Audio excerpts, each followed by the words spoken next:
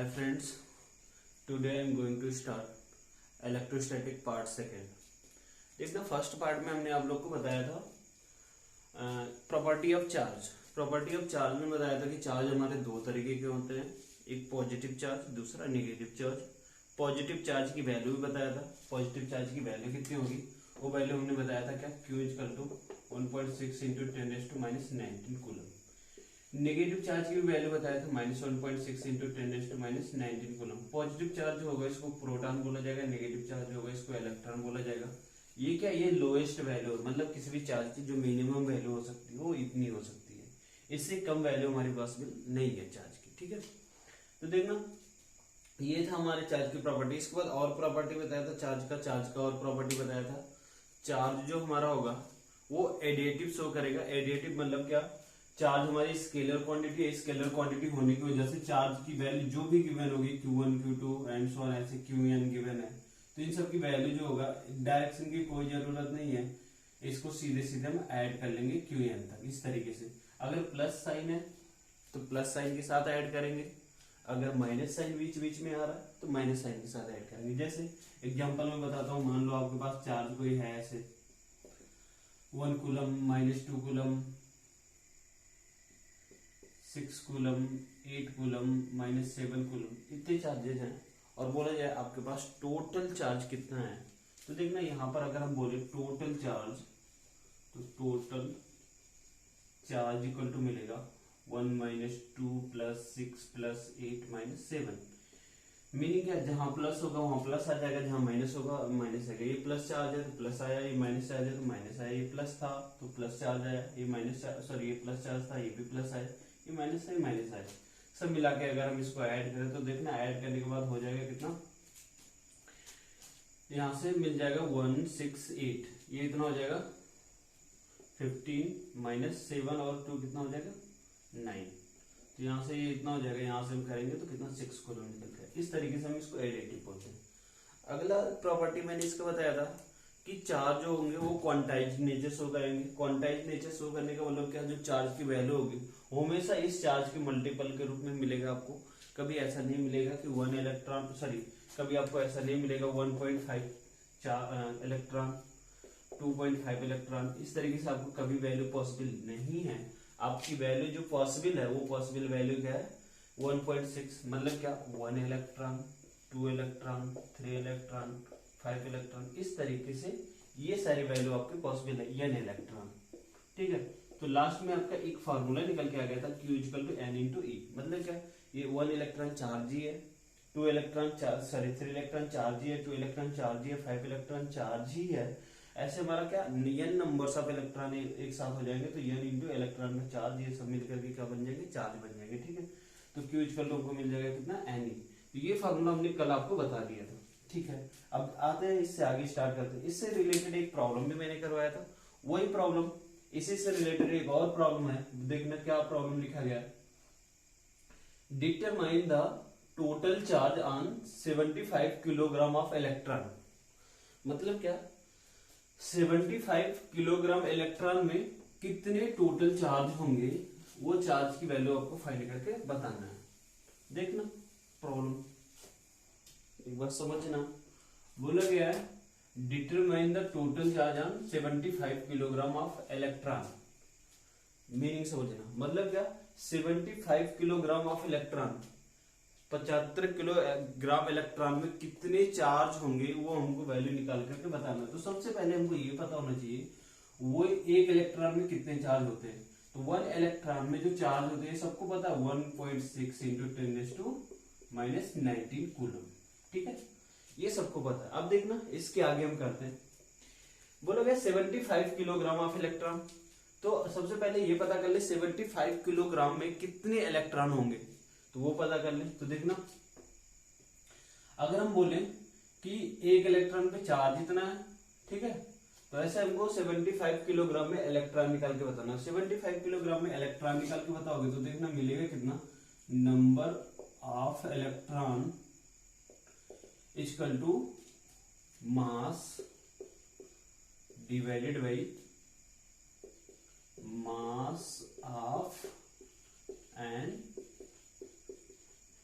Electron, मतलब क्या, हम बोले इतना मास है, इतने में से एक इलेक्ट्रॉन के मास से अगर हम डिवाइड कर दें तो जितने मास निकल के आएंगे उतने हो जाएंगे। जैसे देखना, अगर मैं बोले एक इलेक्ट्रॉन का मास मान लो कितना है 9.1 इंटू 10⁻⁻31 किलोग्राम, ठीक है। तो ऐसे में बोलो दो इलेक्ट्रॉन का मास कितना होगा तो 2 से मल्टीप्लाई हो जाएगा, 3 का बोलो तो 3 से मल्टीप्लाई हो जाएगा, 5 का बोलो तो 5 से मल्टीप्लाई हो जाएगा, 6 का बोलो 6 से मल्टीप्लाई, ऐसे n का बोलो तो n से मल्टीप्लाई होगा, कितना मिल जाएगा 75। तो सेम वही चीजें इधर भी है, numbers of electron equal to mass upon mass of an electron, मतलब एक इलेक्ट्रॉन का मास, ठीक है। अब देखना नंबर्स ऑफ इलेक्ट्रॉन हमको पता नहीं तो इसको n लिख देते हैं, मास हमको पता है कितना 75 divided mass of an electron, एक इलेक्ट्रॉन का मास भी हमको पता है कितना 9.1 इंटू 10⁻31, ये आपको पता होना चाहिए। मास ऑफ इलेक्ट्रॉन कितना होता है 9.1 इंटू 10⁻31 किलोग्राम। ये आपको प्रॉब्लम में कभी कभी गिवन होगा, कभी कभी नहीं भी गिवन होगा, तो आपको ये वैल्यू याद रखनी होंगी, ठीक है। तो देखना हमको ये पता चल गया मास ऑफ इलेक्ट्रॉन कितना 9.1 इंटू 10⁻31, वो वैल्यू हमने यहाँ पर पुट कर दिया। पुट करके इसको हम सॉल्व करेंगे तो देखना ये 9.1 ना पुट करके हम 9.0 कर ले, थोड़ा सॉल्व करने में इजी रहेगा, ठीक है। ये वैल्यू एक्चुअली इतना होती है, ठीक है। यहां से देखना ये हो जाएगा n इक्वल टू 75/9 इंटू 10⁻+31, इतना हो गया। यहां से देखना 3 3 जा 9, 25 3 जा 75, यहां से हो जाएगा 25/3 इंटू 10⁻31, इतना नंबर्स ऑफ इलेक्ट्रॉन निकल गया, ठीक है। हमको निकालना क्या है, determine the total charge, total charge निकाल के बताना। देखना नंबर्स ऑफ इलेक्ट्रॉन निकल के आ गया इतना इलेक्ट्रॉन, अब हमको टोटल चार्ज बताना है, तो देखना टोटल चार्ज का फॉर्मूला आपने पढ़ा है क्या, Q equal to N into E, N क्या total numbers of electron 25/3 into 10⁻31, ये वैल्यू की वैल्यू, E की वैल्यू तो सबको पता है कितना 1.6 इंटू 10⁻19, ठीक है। ये इतना हो गया। यहां से देखना इसको हम सॉल्व करेंगे तो सॉल्व करने के बाद होगा कितना, इसका मल्टीप्लाई करोगे 3 से डिवाइड करोगे, इसको सॉल्व करने के बाद जो आपका रिजल्ट आएगा वो रिजल्ट मैं बताता हूं।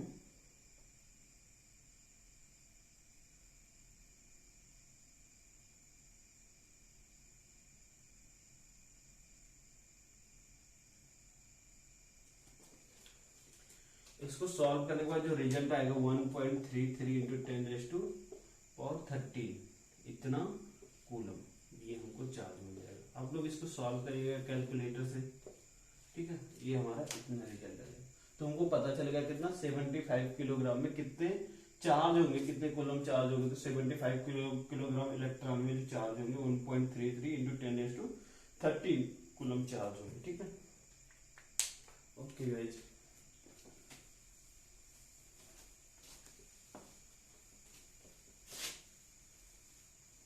देखना इसी से रिलेटेड एक और प्रॉब्लम है। क्या problem,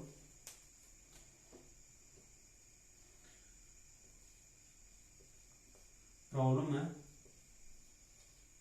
how many mega electron sorry mega coulomb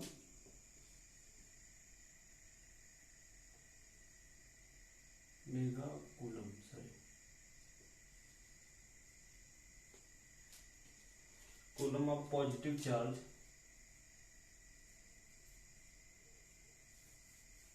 mega coulomb positive charge present in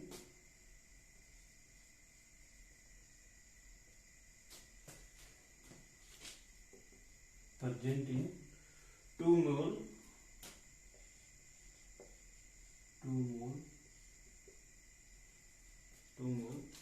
neutral hydrogen, ठीक है, न्यूट्रल हाइड्रोजन गैस, ऐसा कुछ, ठीक है। देखना प्रॉब्लम में बोला गया है how many mega coulomb positive charge present in 2 mole neutral hydrogen gas. देखना इधर बोला गया 2 मोल न्यूट्रल हाइड्रोजन गैस, ठीक है। इतने में बोला गया कितना मेगा कूलम, सबसे पहला चीज तो मेगा होता क्या है, अगर हम कहीं भी मेगा आ जाए तो 1 मेगा इक्वल टू 10⁶ होता है, ठीक है, इतना हमको पता होना चाहिए। 1 मेगा इक्वल टू 10⁶। तो देखना बोला गया how many mega coulomb positive charge present in 2 mole neutral hydrogen gas. तो देखना बोला गया 2 मोल न्यूट्रल हाइड्रोजन गैस में कितने चार्ज होंगे और उसको चार्ज की वैल्यू मेगा में निकाल करके बताना। देखना सबसे पहले इसको सॉल्व करने से पहले देखना करते क्या, हमको ये पता होना चाहिए कि एक मोल में कितने नंबर्स ऑफ इलेक्ट्रॉन होते हैं, ठीक है, ये नंबर्स ऑफ पार्टिकल कितने होते हैं। तो 1 मोल में अगर हम बोले तो 1 mole equal to N Avogadro numbers of electron होते हैं, कितने अवोगाड्रो नंबर्स ऑफ इलेक्ट्रॉन, और जिसकी वैल्यू होती है 6.02 इंटू 10⁻23 इतना होता है। मतलब क्या एक मोल में नंबर्स ऑफ पार्टिकल या नंबर्स ऑफ इलेक्ट्रॉन की बात करें तो जो नंबर्स ऑफ इलेक्ट्रॉन मिलेंगे वो कितना मिलेंगे 6.02 इंटू 10⁻23, ठीक है। तो इससे हमको 2 मोल में कितना मिल जाएंगे 2 mole equal to 2 into 6.02 into 10⁻23 इतना क्या नंबर ऑफ इलेक्ट्रॉन, ठीक है। यहां से हमको मिल गया एन इक्वल टू, इन सबको मल्टीप्लाई करेंगे तो 40.12 इंटू 10⁻23 एन की वैल्यू आ गई। हमको क्या बताना चार्ज की वैल्यू बताना है, तो हमको फार्मूला पता है Q इक्वल टू क्या एन इंटू ई, एन की वैल्यू कितना 12.04 इंटू 10⁻23 और ई की वैल्यू कितना 1.6 इंटू 10⁻⁻19 कूलम। इसको हम सॉल्व करेंगे, इसका मल्टीप्लाई करेंगे, देखना इसका मल्टीप्लाई करने के बाद हमारा वैल्यू कितना आता है मैं बताता हूँ इसका।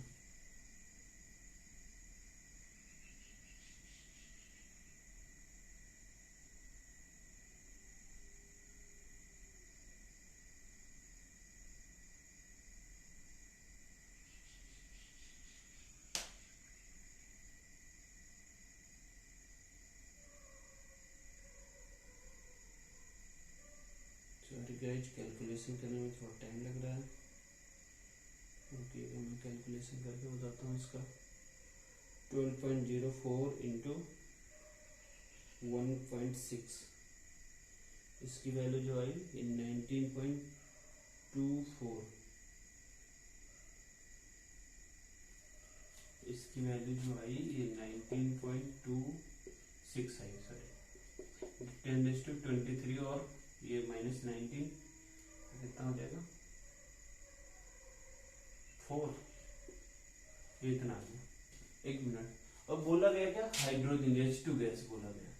अगर H2 गैस बोला गया तो देखना यहाँ से जो Q इक्वल एन ही लगाएंगे, एन में कितने नंबर्स ऑफ इलेक्ट्रॉन होंगे 2, हाइड्रोजन में कितने, हाइड्रोजन नंबर्स ऑफ इलेक्ट्रॉन कितने होंगे 2 होंगे, तो ये मल्टीप्लाई बाई 2 भी होगा, मल्टीप्लाई बाई 2 भी होगा, मल्टीप्लाई बाई 2 भी होगा, और इसको मल्टीप्लाई करेंगे तो 2 आ जाएगा, 2 2 जा 4 1 5 9 2 जा 8 और 2 1 जा 2, तो 2 28.5 4 इंटू 10⁻4 यहाँ से आ जाएगा 0.3852 इंटू 10⁻6 इतना कूलम आ गया, ठीक है।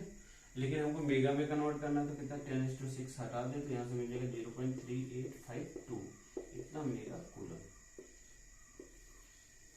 ये हमारा चार्ज की वैल्यू आ गई। देखना करना क्या था इसमें, करना ये था बोला गया था how many mega coulomb positive charge present in 2 mole neutral hydrogen gas, neutral hydrogen gas के 2 मोल में कितने कूलम चार्ज प्रेजेंट होंगे, ये हमको वैल्यू निकाल करके बताना था। निकाल के बताने के लिए हम करेंगे क्या, सबसे पहला चीज हमको ये पता होना चाहिए एक मोल में कितने नंबर्स ऑफ इलेक्ट्रॉन होते हैं। एक मोल में नंबर्स ऑफ इलेक्ट्रॉन बताएंगे तो 6.02 इंटू 10⁻23 ये इतना होता है।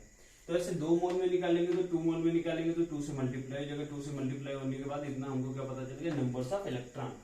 नंबर्स ऑफ इलेक्ट्रॉन को स्मॉल एन से रिप्रेजेंट करते हैं तो स्मॉल एन इक्वल टू आ गया 12.04 इंटू 10⁻23। अब देखना हमको पता है Q equal to N into E, formula ये पता है, लेकिन यहाँ पर हाइड्रोजन है, हाइड्रोजन H2, तो इसमें कितने नंबर्स ऑफ इलेक्ट्रॉन होंगे, तो इसमें नंबर्स ऑफ इलेक्ट्रॉन देखे तो कितने होंगे 2 होंगे नंबर्स ऑफ इलेक्ट्रॉन।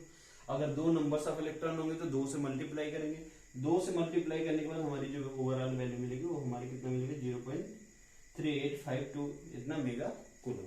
ठीक है, ओके। अब देखना है इसके बाद हम बात करते हैं, अभी तक तो ये चल रहा था हमारा क्या, प्रॉपर्टी ऑफ चार्ज। अब देखना प्रॉपर्टी ऑफ चार्ज में भी अगला है हमारा कंजर्वेशन ऑफ चार्ज।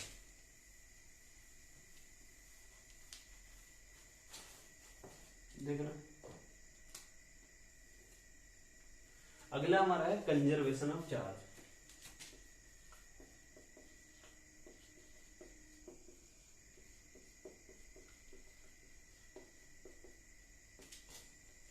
देखिए कंजर्वेशन ऑफ चार्ज में बोला जाता है कि चार्ज को अगर हम देखें कोई आइसोलेटेड सिस्टम है, कोई आइसोलेटेड सिस्टम है। आइसोलेटेड सिस्टम क्या होता है, आइसोलेटेड सिस्टम का मीनिंग होता है कि कोई इस तरीके का सिस्टम जिसमें ना तो बाहर से कुछ आ सके और ना ही अंदर से कुछ बाहर जा सके।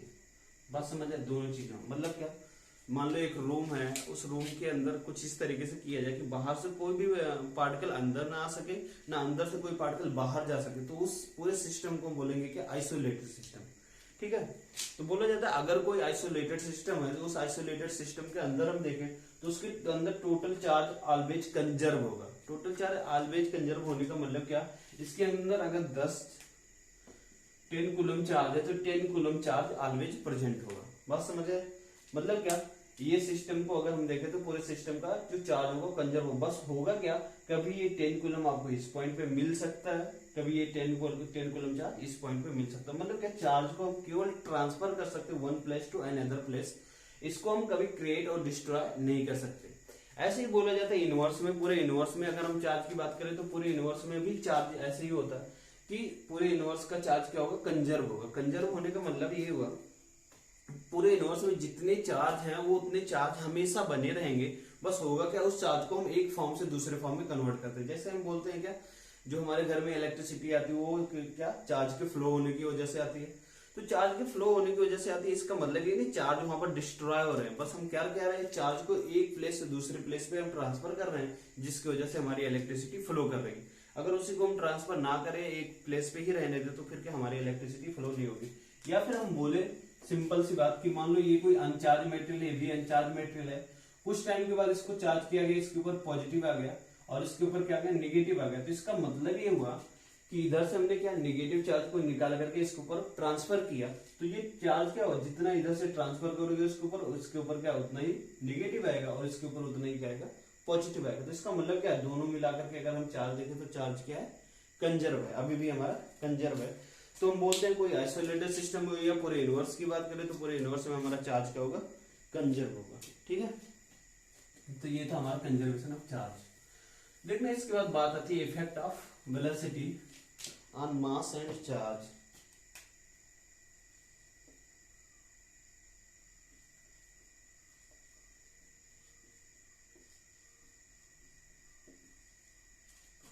Velocity on mass and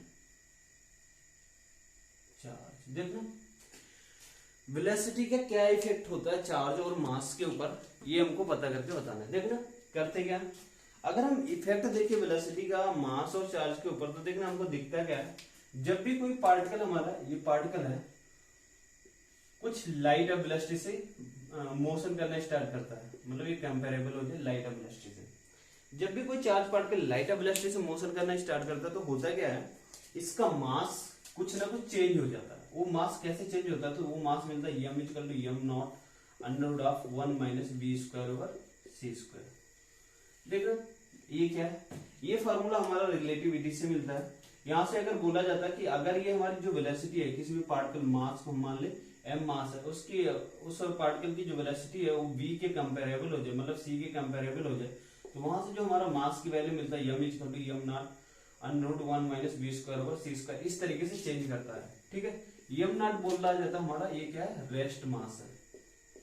rest mass का मतलब क्या, जब पार्टिकल रेस्ट में होगा तब उसका मास कितना होगा, और m क्या होगा, ये रिलेटिव मास, इसको रिलेटिव मास बोला जाता है, या फिर इसको मूविंग मास भी बोला जाता है। क्या, मूविंग मास। ठीक है, मतलब क्या हुआ कि अगर बोले कोई भी पार्टिकल है मोशन करेंगे, जब आप रिलेटिविटी पढ़ोगे तो ये थोड़ा ज्यादा अच्छा से समझ आएगा ये बातें। और क्या है, जब बोला जाता है कोई भी पार्टिकल होगा लाइट ऑफ वेलोसिटी की कंपेरेबल चलना स्टार्ट करता है, तो होता है क्या, उस पार्टिकल का जो मास होगा, देखना उस पार्टिकल का जो मास होगा वो क्या करेगा, चेंज करेगा। जितना जितना वेलोसिटी चेंज होती जाएगी, तो मास कैसे चेंज करेगा, मास हमारा इस फार्मूले के अकॉर्डिंग चेंज करता है। ये फार्मूला हमारा रिलेटिविटी से मिलेगा। यहाँ पर हम बता दिए एम नॉट क्या है, एम नॉट हमारा रेस्ट मास है, एम क्या है रिलेटिव मास है या मूविंग मास बोला जाता है, वी क्या है वेलोसिटी ऑफ पार्टिकल है, सी क्या है वेलोसिटी ऑफ लाइट है, ठीक है। लेकिन अगर ये चीजें हम चार्ज के लिए देखें तो चार्ज क्या होता है हमारा वेलोसिटी पे इंडिपेंडेंट होता है। चार्ज क्या होगा वेलोसिटी पे इंडिपेंडेंट होगा। चार्ज मतलब क्या, वेलोसिटी से कोई फर्क नहीं पड़ेगा। मतलब क्या, अगर हम बोले यम मास है, इसका चार्ज क्यों है, तो मास जो होगा ये हमारा इस तरीके से वेरी करेगा, ये चेंज कर सकता है, लेकिन चार्ज हमारा इस तरीके से चेंज नहीं करेगा। तो हम बोल सकते हैं चार्ज इंडिपेंडेंट ऑन वेलोसिटी, ठीक है। तो ये प्रॉब्लम बहुत बार पूछा गया है, कई सारे एग्जाम में, अलग अलग एग्जाम में पूछा गया है कि चार्ज जो होगा वो वेलोसिटी पे कैसे डिपेंड करेगा। ऐसे बहुत सारे फार्मूले दिए गए, लास्ट में option b equal to b दे दिए गए, sorry q equal to q दे दिए गए। तो हमको ये ध्यान में होना चाहिए, चार्ज हमारा क्या होगा वेलोसिटी से इंडिपेंडेंट होगा, लेकिन मास जो होगा हमारा वेलोसिटी पे डिपेंडेंट होगा, ठीक है। तो ये था हमारा इफेक्ट ऑफ वेलोसिटी।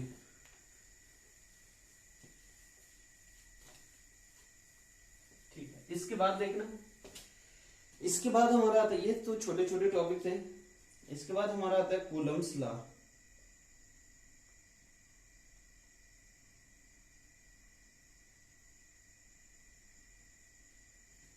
देखना, इसके बाद बात आती है हमारी Coulomb's law of electric force.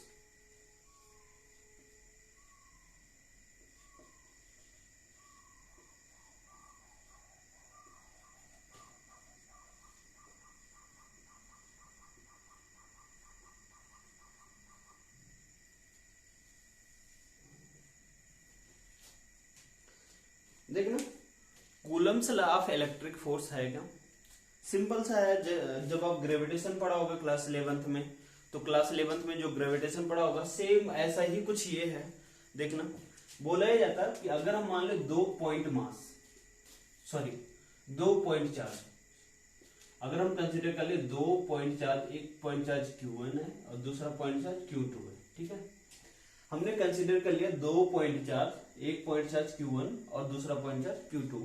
ये सेपरेटेड है कुछ डिस्टेंस पे, यहां से सम डिस्टेंस r से ये सेपरेटेड है, ठीक है। तो देखना, बोला जाता कि अगर 2 पॉइंट चार्ज है Q1 और Q2, ये कुछ डिस्टेंस पे सेपरेटेड है, तो इन दोनों के बीच में कोई ना कोई फोर्स लगेगा। वो फोर्स की जो वैल्यू निकल के आएगी, वो वैल्यू बोला गया कि ये फोर्स जो होगा ये डायरेक्टली प्रोपोर्शनल होगा दोनों चार्ज के मल्टीपल के, Q1 Q2 डायरेक्टली प्रोपोर्शनल होगा। अगला बोला गया कि इन दोनों के बीच में जो फोर्स काम करेगा वो इनके बीच का जो ये डिस्टेंस है उस डिस्टेंस के स्क्वायर के इनवर्सली प्रोपोर्शनल होगा, यानी force is inversely proportional to r square. इस तरीके से ये बात बोला गया। मतलब क्या, कूलम्स लॉ में यही बात बोला गया कि अगर हम कंसीडर कर ले 2 पॉइंट मास कंसीडर कर रहे हैं, सॉरी 2 पॉइंट चार्ज अगर हम कंसीडर कर रहे हैं, 2 पॉइंट चार्ज के बीच में जो फोर्स लगेगा वो फोर्स उन दोनों पॉइंट चार्ज के मल्टीपल के डायरेक्टली प्रोपोर्शनल और उनके बीच का जो डिस्टेंस है उनके स्क्वायर के इनवर्सली प्रोपोर्शनल होगा, ठीक है। इस तरीके से तो ये हमारा मिल गया, ये इसको इक्वेशन 1 बोल सकते हैं, इसको इक्वेशन 2 बोल सकते हैं। अगर हम दोनों इक्वेशन को एक साथ लिखना चाहें तो देखना ये डायरेक्टली प्रोपोर्शनल मिलेगा कितना, Q1 Q2 over r square, ठीक है। अब देखो, जब भी आप बोलते हो ये प्रोपोर्शनल का सिंबल जब भी हम हटाते हैं, इक्वल का सिंबल लाते तो कोई एक कांस्टेंट आ जाता है, उस कांस्टेंट को हम लिख देते हैं k। तो यहां से F इक्वल टू मिल जाएगा k Q1 Q2 over r square. ये हमारा फॉर्मूला मिल गया। मतलब क्या कि अगर हम बोले 2 पॉइंट चार्ज है, 2 पॉइंट चार्ज के बीच में जो फोर्स लगेगा वो फोर्स की वैल्यू कितनी होगी, F equal to k Q1 Q2 over r square. k क्या है, k बोला जाता है इलेक्ट्रोस्टैटिक कांस्टेंट, ठीक है। के को क्या बोला जाएगा, इलेक्ट्रोस्टैटिक कांस्टेंट बोला जाएगा। Q1 Q2 क्या है, 2 पॉइंट चार्ज है आर क्या है, इनके बीच का डिस्टेंस है, ठीक है। ये हमारा, तो देखना इसका स्टेटमेंट क्या है, Coulomb's law of electric force, इसका स्टेटमेंट क्या है। इसका स्टेटमेंट ये बोला जाता है कि अगर हम कंसिडर कर ले 2 पॉइंट चार्ज, तो दोनों पॉइंट चार्ज के बीच में जो फोर्स लगेगा वो फोर्स हमारा इन दोनों चार्ज के मल्टीपल के डायरेक्टली प्रोपोर्शनल, और इनके बीच का जो डिस्टेंस होगा उसके स्क्वायर के इनवर्सली प्रोपोर्शनल होगा, और इन दोनों में जो फोर्स लगेगा वो फोर्स हमारा क्या लगेगा, अलोंग द लाइन लगेगा।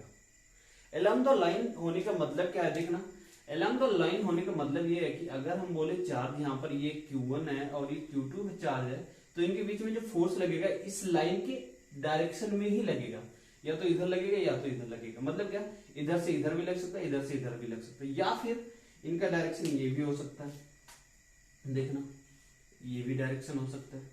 बात समझे, इस तरीके से कभी भी इनका डायरेक्शन इस तरीके से नहीं होगा कि हम मान लिए 2 पॉइंट चार्ज ये Q1 है और Q2 है, एक फोर्स इधर लगे और एक फोर्स इधर लगे, ये ऐसा डायरेक्शन नहीं होगा। तो पहले जो स्टार्टिंग में स्टेटमेंट दिया गया था किसका, Coulomb's law of electric force का, ये पहले स्टेटमेंट यही दिया गया था कि इनके बीच में जो फोर्स, अगर हम कंसीडर कर ले 2 पॉइंट चार्ज है, 2 पॉइंट चार्ज के बीच में जो फोर्स लगेगा वो फोर्स की वैल्यू, जो वैल्यू होगी वो फोर्स हमारा इन दोनों चार्ज के इस मल्टीपल के डायरेक्टली प्रोपोर्शनल और इनके बीच के डिस्टेंस के स्क्वायर के इनवर्सली प्रोपोर्शनल। इतनी बात कह के छोड़ दिया गया था, तो उसमें थोड़ा सा मिसिंग था। मिसिंग क्या था कि हम जब तक ये बात नहीं बोलते अलोंग द लाइन फोर्स लगेगा, तब तक ये सारा स्टेटमेंट पूरा नहीं होता। क्यों, क्योंकि ये फोर्स तो हमारा इधर भी लग सकता है, इधर भी लग सकता है। अगर ये फोर्स इधर भी लगेगा इधर भी लगेगा, तो देखना क्या कभी ऐसा पॉसिबल है कि सिंगल चार्ज खुद की वजह से खुद पे फोर्स लगा ले, नहीं, क्योंकि डायरेक्शन अगर इधर हो गया तो ये खुद की वजह से खुद पे फोर्स लगाएगा, अगर इधर डायरेक्शन होगा तो इसी डायरेक्शन में लगाएगा ये फोर्स, और ये Q2 चार्ज क्या Q1 के ऊपर इस डायरेक्शन में लगा सकता है। तो वही चीज है, तो ये पॉसिबल नहीं था, इसलिए हमको बोलना पड़ेगा स्टेटमेंट में, हर बार स्टेटमेंट में ये बोलना पड़ेगा क्या कि अलोंग द लाइन, मतलब क्या, जो फोर्स का डायरेक्शन होगा हमेशा क्या होगा, अलोंग द लाइन होगा, ठीक है। तो ये हमारा मिल गया। देखना बाद में इस k की वैल्यू भी निकाली गई, k की वैल्यू हमारा निकल के आया k इक्वल टू 1/4πε0, इतना निकल के आया। और इसकी जो वैल्यू हुई, ये वैल्यू लिखा गया, इसकी जो वैल्यू ये कांस्टेंट वैल्यू है, इसकी वैल्यू निकाली गई 9 × 10⁹, ठीक है। 4π तो पता है सबको। एप्सिलॉन नॉट क्या था, एप्सिलॉन नॉट था मीडियम की परमिटिविटी, परमेबिलिटी। एप्सिलॉन नॉट क्या था, मीडियम की परमेबिलिटी थी, और इसकी वैल्यू जो होती है एप्सिलॉन नॉट की वैल्यू होती है 8.86 × 10⁻², ठीक है। ये होता है हमारा एप्सिलॉन नॉट। तो ये हमारा क्या फ्री स्पेस के लिए था। अगर हम फ्री स्पेस से हट करके किसी और स्पेस में जाए तो उसके लिए भी वैल्यू अलग से आएगी। तो देखना फोर्स का ओवरऑल फार्मूला क्या मिला, 1/4πε0 Q1 Q2/r²। ये हमारा फोर्स का फार्मूला हो गया। मतलब क्या, अगर हम बोले 2 पॉइंट चार्ज है Q1 और Q2, कुछ डिस्टेंस से सेपरेटेड है, तो उनके बीच में जो फोर्स काम करेगा वो फोर्स काम करेगा या फिजिकल टू कितना 1/4πε0 Q1 Q2/r², ठीक है। ये इतना फोर्स काम करेगा। देखना ये जो फोर्स की वैल्यू निकल गया ये फिजिकल टू 1/4πε0 Q1 Q2/r², इसकी जो यूनिट होगी फोर्स की यूनिट, ये बात सबको पता है, फोर्स की यूनिट क्या होती है, न्यूटन, ठीक है। अब देखना अगर हम थोड़ा सा चार्ज की बात कर ले तो चार्ज की यूनिट क्या होती है, चार्ज की यूनिट हमने बताया था, इसको थोड़ा रफ करते हैं, ये लिखते हैं थोड़ा सा।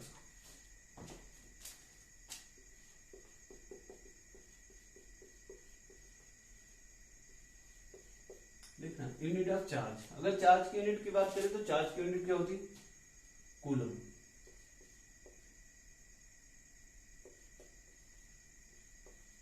कूलम होता है, ठीक है। ये हमारा क्या ऐसा यूनिट है, ऐसा यूनिट है। लेकिन अगर हम सीजीएस यूनिट में जाएं तो सीजीएस यूनिट में देखना चार्ज की यूनिट क्या मिलेगी, तो देखना इन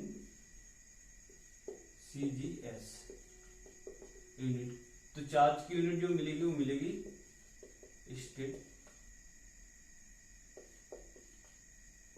स्टेट कूलम, और 1 कूलम इक्वल टू होता है 3 × 10⁹ स्टेट कूलम, ठीक है। ये हमारा, ये बात हमको याद में रखना पड़ेगा, ध्यान में रखना पड़ेगा, ठीक है, सीजीएस यूनिट। ठीक है, तो ये था हमारा क्या, कूलम्ब्स लॉ। कूलम्ब्स लॉ समझ आया होगा आई होप। देखना इसके बाद vector, Coulomb's law in vector form. Vector form में देखते हैं कूलम्ब्स लॉ क्या। ठीक है,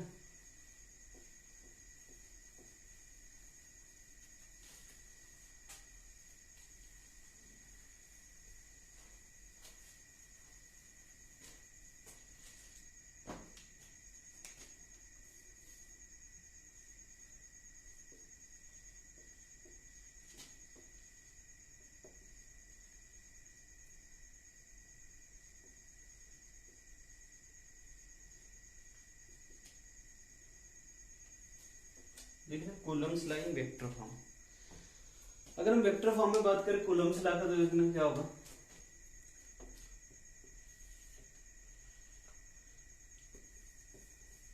ये कंसीडर कर लिया 2 पॉइंट चार्ज है, एक पॉइंट चार्ज Q1 हो गया और यहाँ पर एक पॉइंट चार्ज Q2 हो गया। इनके बीच का जो सेपरेशन हो गया ये मैंने R मान लिया। ठीक है, अब देखना अगर ये R मान लिया तो देखना सबसे पहले चीज, अगर हम Q1 को रेस्ट कर दें, मतलब क्या, Q1 की वजह से फोर्स निकाले Q2 पर, तो force due to Q1 on Q2। ठीक है, देखना अगर हम बोले Q1 की वजह से Q2 के ऊपर फोर्स, तो मतलब क्या, इसकी वजह से इसके ऊपर फोर्स, तो इसकी वजह से इसके ऊपर फोर्स लगेगा, तो हो सकता है may be ripple may be attract, ये डिपेंड करेगा इसके नेचर पे। अगर दोनों क्या पॉजिटिव नेचर है तो रिपल करेगा। तो अभी मान ले रहे पॉजिटिव है तो ये फोर्स किधर लगेगा, इधर की तरफ लगेगा। और इसको हमने मान लिया F12। ठीक है, तो इधर फोर्स क्या लगेगा, F12। देखना F12 की वैल्यू क्या आएगी, F12 की वैल्यू आएगी 1 ओवर, अभी फार्मूला निकाला था 1/4 पाई एप्सिलॉन नॉट कितना, Q1 Q2 over R square, ये होगा। ठीक है, देखना जब हम R लेंगे तो R हमारा क्या है, डिस्प्लेसमेंट वेक्टर है, तो इसका डायरेक्शन भी होगा। डायरेक्शन होगा तो हम इधर से इधर जब हम ले रहे हैं तो इसको हम लिख दे रहे हैं R12। ठीक है, अच्छा अब देखना हम लिखते हैं फोर्स ड्यू टू Q2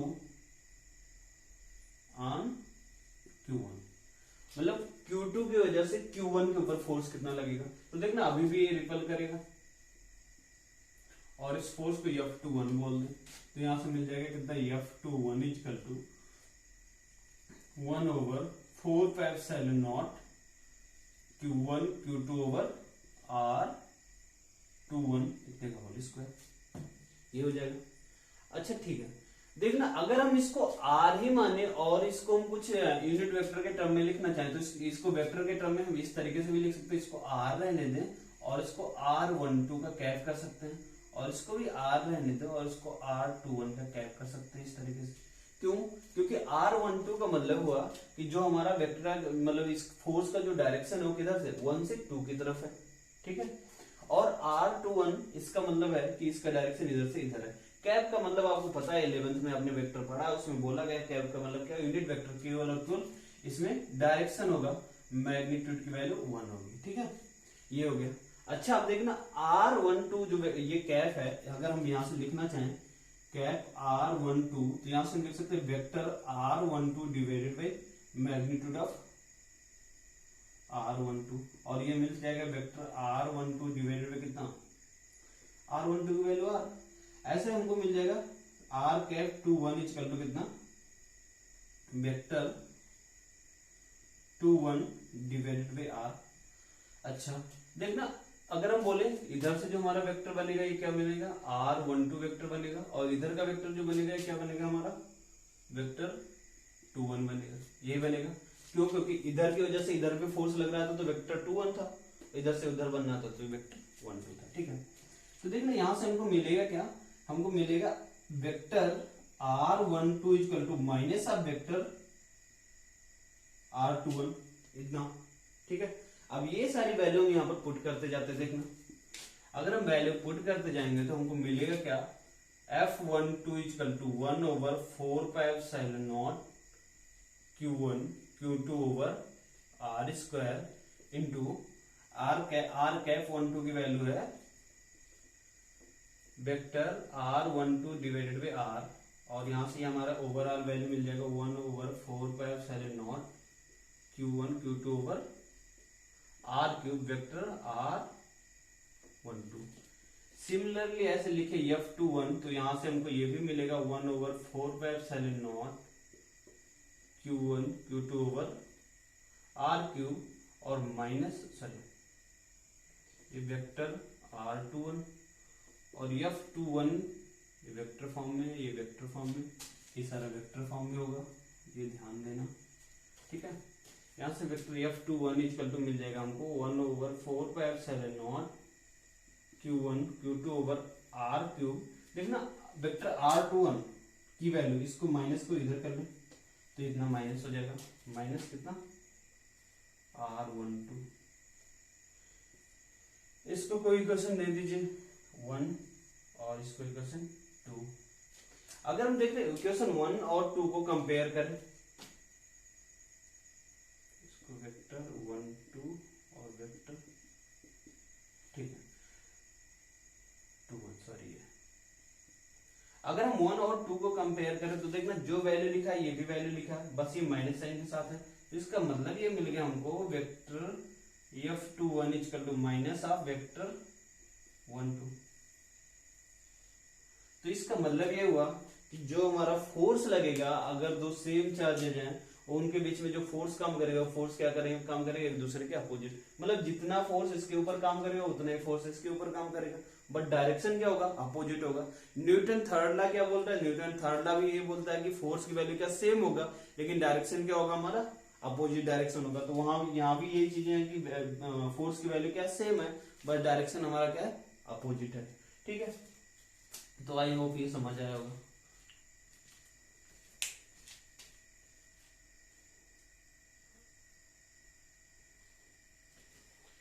ठीक है, ये वेक्टर फॉर्म में था तो ये बातें समझ आए। देखना यहां से हमको ये पता चला ये न्यूटन थर्ड लॉ है, ठीक है।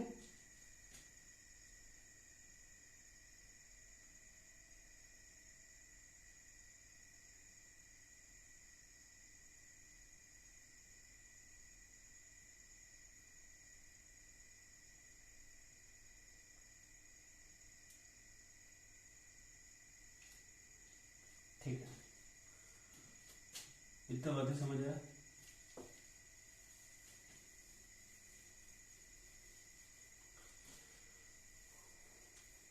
तो अगर बोला जाए कि फोर्स तुम्हारा वेक्टर फॉर्म में क्या होगा, तो फोर्स की वैल्यू तुम वेक्टर फॉर्म में लिख सकते हो, vector F equal to 1/4πε0 q1 q2 over r³ into vector r, ये लिख सकते हो क्या, इन वेक्टर फॉर्म।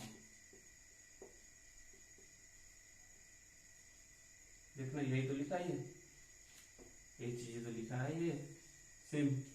यहाँ पर r12 की जगह वेक्टर r कर दिया, क्योंकि वो ये डायरेक्शन हमारा स्पेसिफाई था कि सेम इसी डायरेक्शन में होगा पर्टिकुलर, लेकिन इधर हमने डायरेक्शन स्पेसिफाई नहीं किया, ठीक है।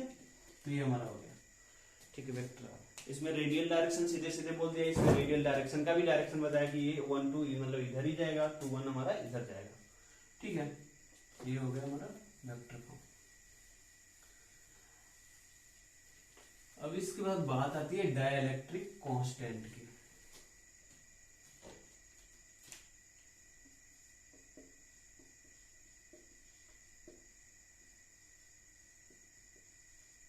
देखते हैं डाइलेक्ट्रिक कांस्टेंट क्या है।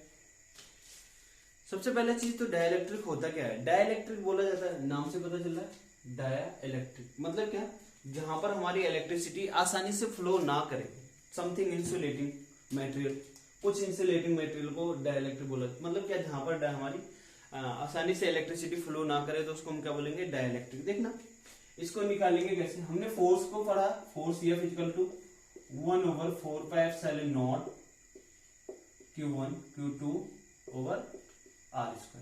ये फोर्स था, ये हमारा कहां था, फ्री स्पेस में था। कहां पर था, फ्री स्पेस में था। जब भी हमारा फ्री स्पेस में होगा तो यहां पर ε0 आएगा। ये अगर हम किसी मीडियम के लिए बात करें तो फोर्स, ये हम फोर्स फ्री कर दिया और फोर्स मीडियम में बोल दिया, तो यहां से निकल गया 1/4πε0 एप्सिलॉन केवल निकल के आएगा उस टाइम, और यहाँ से Q1 Q2 over R square. ये फार्मूला। यहाँ पर 2 पॉइंट चार्ज के बीच में ये फोर्स लग रहा है, 2 पॉइंट चार्ज क्या, एक Q1 है, दूसरा Q2, इनके बीच का डिस्टेंस R है। एक बार ये सिस्टम कहाँ था, फ्री स्पेस में था, तब हमारा फोर्स की वैल्यू कितना लगा, इतना लगा। दोबारा यही सिस्टम हमारा ला करके क्या किसी मीडियम में रख दिया, मीडियम के जैसे मैं मान लू एयर मीडियम है या वाटर मीडियम है या कोई और ऐसे मीडियम हमने बोल दिया, उस मीडियम में ला करके इसको रख दिया, तो हमारे ये फोर्स की वैल्यू ये हो गया। अगर इन दोनों को आपस में डिवाइड करें तो देखना ये हमारा 1, और इसको लिख देता हूं इन मीडियम, ठीक है, इसको इक्वेशन 2 लिख दिया।